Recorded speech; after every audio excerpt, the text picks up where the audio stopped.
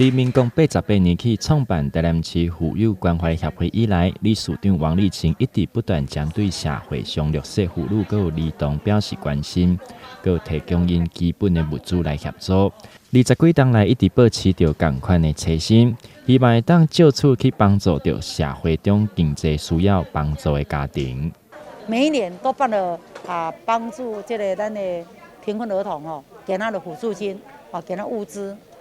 然后真的很感谢我的这个姐妹们、协会的会员们，还有一些爱心人士都会说，你请你来做不要紧，那需要我的时候，我一定听你。你看，在这个经济不景气的状况之下，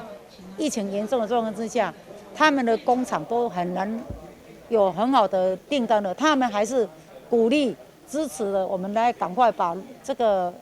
更需要帮助的这个弱势家庭来帮助他。所以呢，今天我们也特地的请了挑了22位的那个贫困协同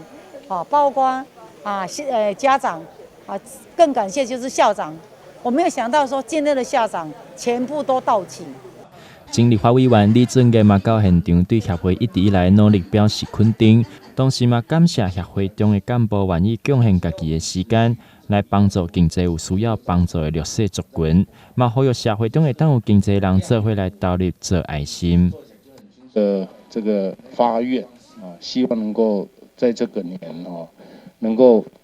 社会更平和怎么样平和呢？口罩要戴紧一点这疫情赶快过去了那除了这个之外呢，就是有一些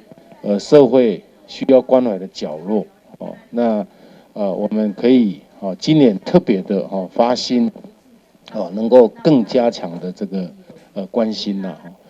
那妇幼协会我太太其实是创会了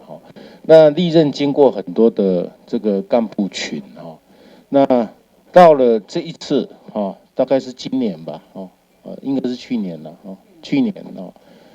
的改组，他又回来